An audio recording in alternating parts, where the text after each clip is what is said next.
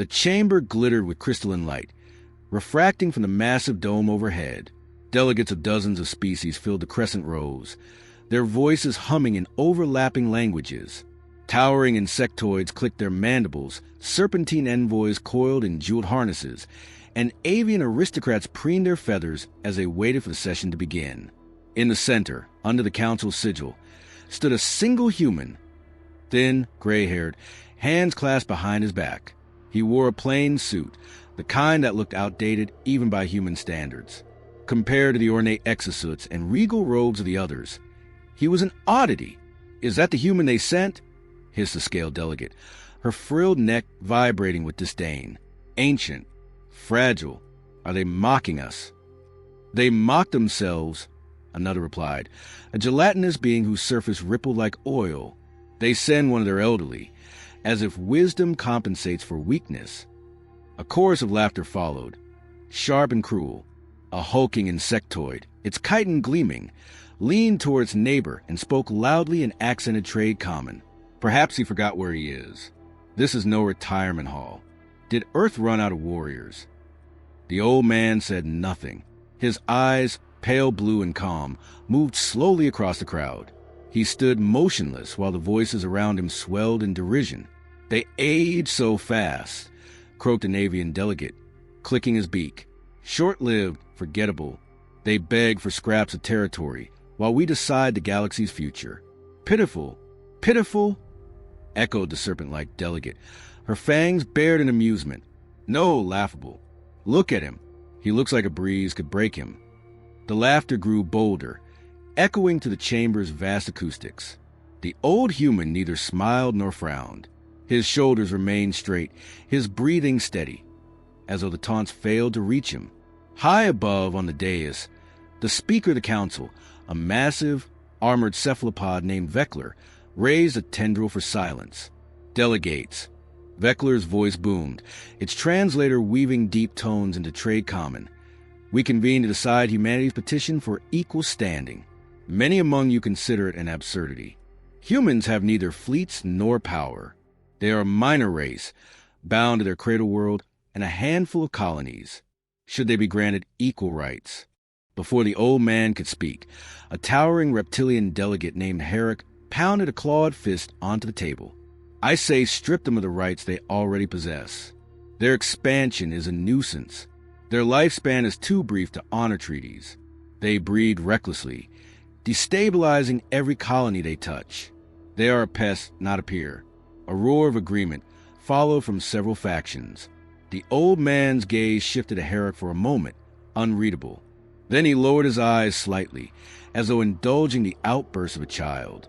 A crystalline envoy, her facets glowing softly, spoke next. "Herrick is correct. Humanity lacks the qualities of a stable member species. Even now, they squabble among themselves, their history littered with war after war. They are too volatile to trust. That volatility is exactly why they are dangerous," muttered a voice from the shadows, one of the lesser delegates. Few heard him over the rising noise. The chamber became a storm of arguments, overlapping accusations and insults. Words like primitive, chaotic, and unworthy rang out again and again. The old man shifted his weight slightly, tilting his head as if testing the room's air. For a moment, his lips curved just barely upward, the ghost of an expression that could not be called a smile. A young humanoid, standing far behind him, clenched her fist, her jaw tight as the insults piled higher. She glanced at him, expecting anger, but saw none. His posture remained loose, his expression as calm as a placid lake.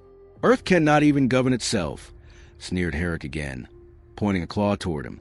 "And yet here they stand, begging for more power. I will not be ruled by a species that burns its own world." The insult drew another wave of cruel amusement. The speaker raised a tendril once more. "Silence." The hall quieted, though the mockery still shimmered in the delegates' postures and glances. The old man finally spoke. His voice was soft, carrying only because of the chamber's amplification field. "You have all spoken at length about what humanity is not. Weak, short-lived, divided, forgettable." He paused, the briefest silence stretching as he raised his head. "And yet, you cannot stop talking about us." A few murmurs rippled through the chamber. His tone was not defensive, not indignant, merely observational, as if he were commenting on the weather. He stepped forward a single pace, hands still clasped behind him. "You call us pitiful. You laugh at our brief lives. You tally our flaws, as though saying them aloud makes them truer. But the question before you today is simple. What will you do with us?" The speaker studied him, unblinking. The delegates waited for more, expecting a plea of protest, or perhaps outrage. Instead, the old man fell silent, as though the matter required no further elaboration. He let the quiet stretch, not fidgeting, not shifting his stance. Herrick sneered, attempting to fill the void. "We will do what we have always done. Keep you contained. Ensure you remain beneath us. Humanity will never rise." Still, the old man did not reply. His eyes were fixed not on Herrick, but on the rest of the council, searching their faces as though memorizing each one. For the first time since the meeting began, the laughter faltered. The calmness unsettled them. No pleading, no anger, just patient, unreadable silence. The speaker's tendril twitched, a subtle gesture to allow the human the floor. "Human representative," Veckler said, "you may speak your petition before the council votes. This is your last opportunity." The old man inclined his head faintly, as though acknowledging a trivial courtesy. His voice, when it came, was steady. "Then I will speak." The chamber quieted again, expectation thick in the air. The old man looked around the room once more. His gaze lingered briefly on each delegate who had mocked him most. Then his eyes returned to the center of the chamber, and he drew a slow, deliberate breath. "I will speak," he repeated softly. And with that he began. The old man's voice carried effortlessly through the chamber, not because it was loud, but because it was deliberate. Each word seemed to settle into the delegates' minds like a stone sinking into deep water. "I was born on a world you all know well," he said. "A world you consider primitive, chaotic, divided, and perhaps it is. But you do not understand what that means." He raised a frail hand, slightly, not to gesture for emphasis, but as if recalling something long past. "On Earth, we have lived with war since we learned to shape stone. We fought over land, over water, over faith, over pride. We slaughtered each other in numbers greater than the populations of your entire species. We burned our own cities, poisoned our own skies, and still we endured." A murmur ran to the council chamber, some delegates shaking their heads in disbelief. Herrick smirked, as though the old man were confirming every insult he had thrown. But the human's eyes sharpened. "We learned something from that chaos.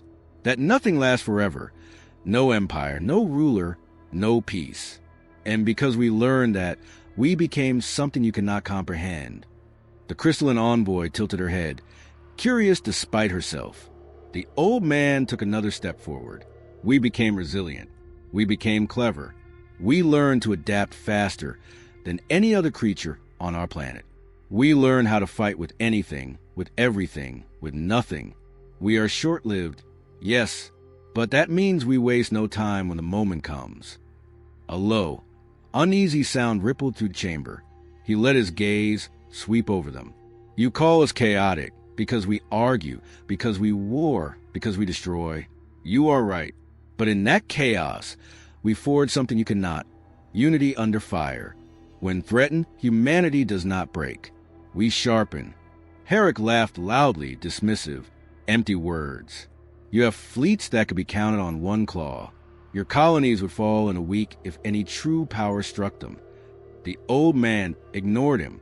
"History," he continued, "is filled with species like you, strong, proud, secure in the belief that power is permanent, and history is filled with how they ended." The avian delegate shifted uncomfortably, feathers ruffling. "We are not the strongest. We are not the fastest. We are not the longest lived. But no one fights like a human with nothing left to lose." His tone never rose, yet the words sank deep. "Corner us, and we will bite. Take everything from us, and we will fight with our last breath. Push us far enough, and you will awaken something you will not be able to stop." A silence spread to the chamber now, heavier than before. Some delegates stared at him as if seeing him for the first time. The old man allowed the stillness to linger before speaking again, voice lower now, almost a whisper. We have torn down kings and tyrants. We have ended empires that believed they would last forever. We have survived every attempt to erase us. We do not give up. Not ever.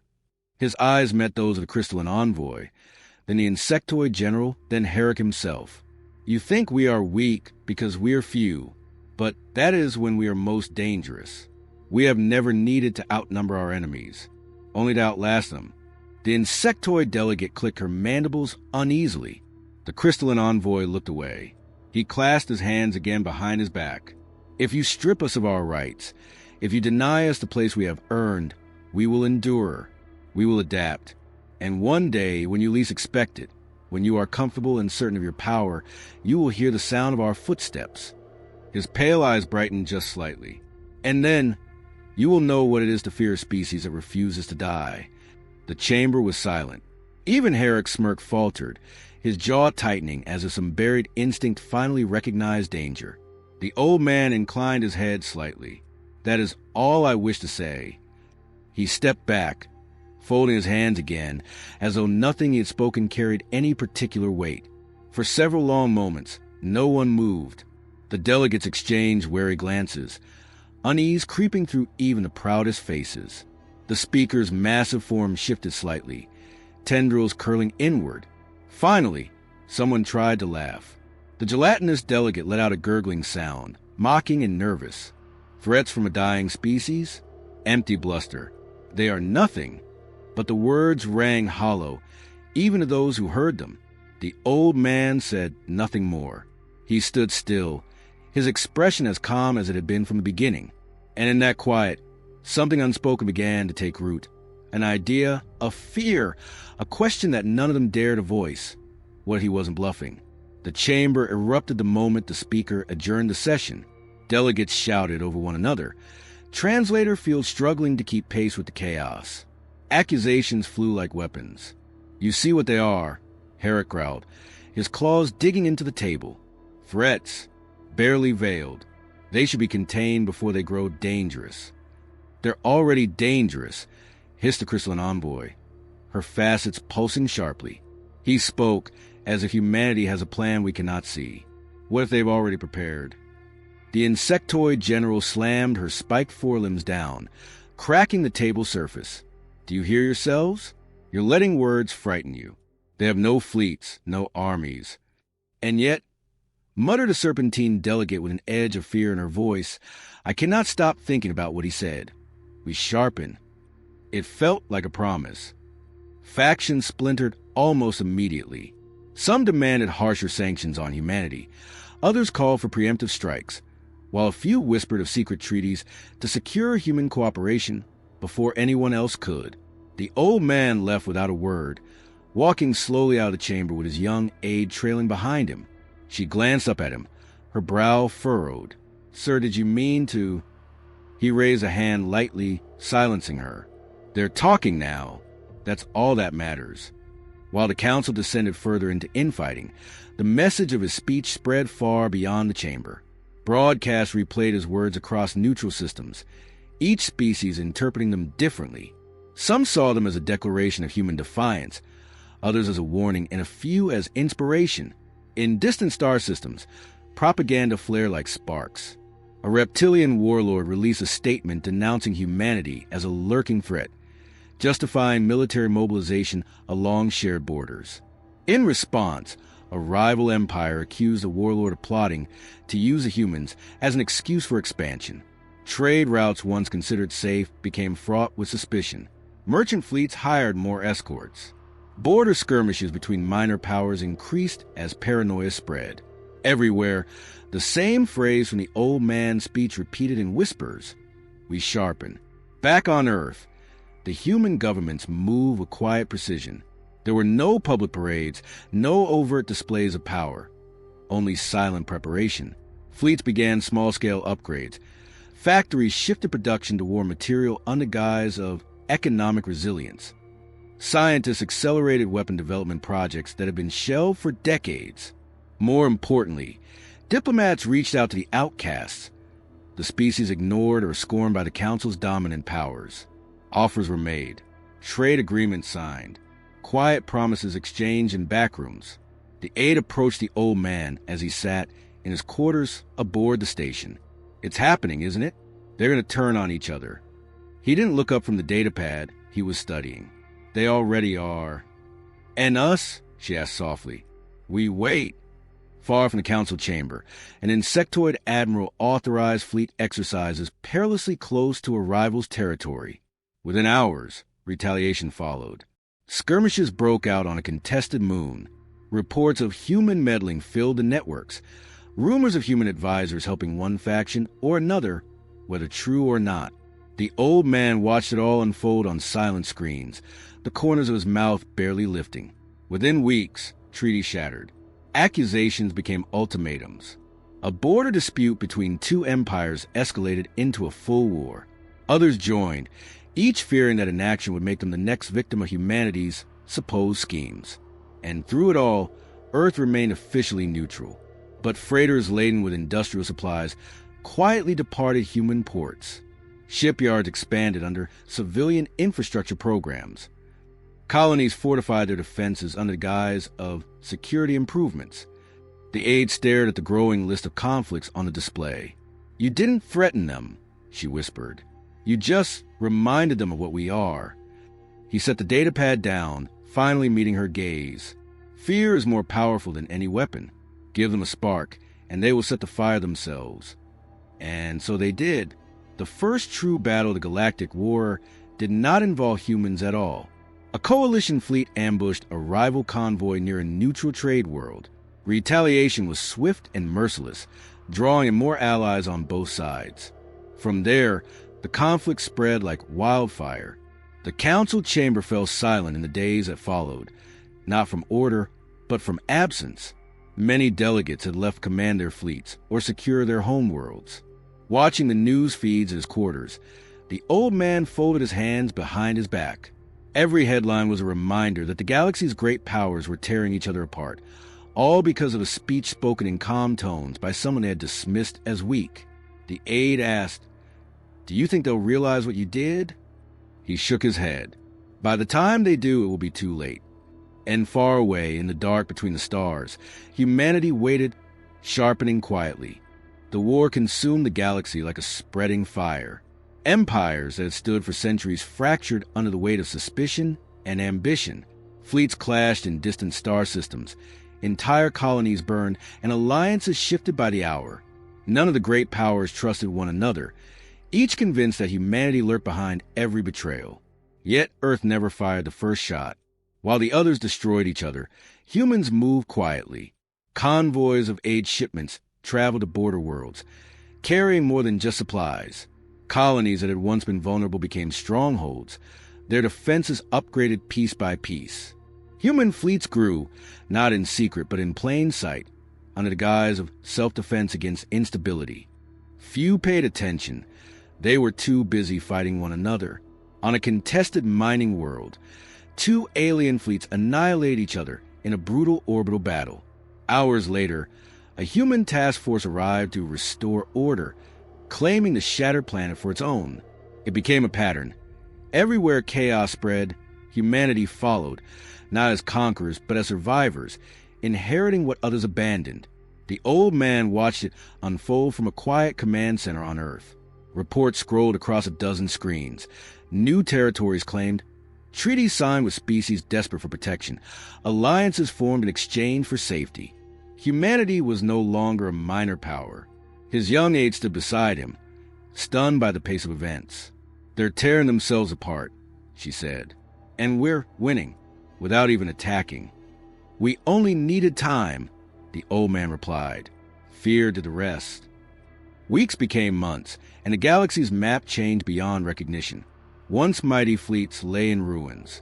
The council was a ghost of what it had been, its former members too busy fighting or too dead to attend. On a cold morning, a broadcast announced what many already knew. Humanity was now a dominant force. No one had crowned them rulers. They had simply endured until no one else could stand in their way. In the command center, the aide stared at the message flashing across the display. Earth recognized as primary mediator of post-war accords. She turned to him. You planned this from the start. The old man finally smiled, small, tired, but certain. I only reminded them who we are.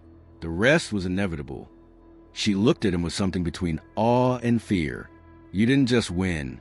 You made them destroy themselves. His gaze drifted to the screens, where maps of the fractured galaxy glowed softly. They laughed because they thought we were weak, he said quietly. But fear is sharper than any blade. They gave us their power the moment they believed we were dangerous. Outside, ships streaked through the sky. Human ships, stronger and more numerous than ever before. The war had left the galaxy in ruins, but humanity had risen from it, reshaped and unchallenged. The aide asked, almost in a whisper, what happens now? The old man looked out the horizon, the faint light of distant stars just visible in the morning sky. Now, he said, we decide what kind of rulers we will be. He straightened slowly, his eyes cold and steady. They laughed at us once. They won't laugh again.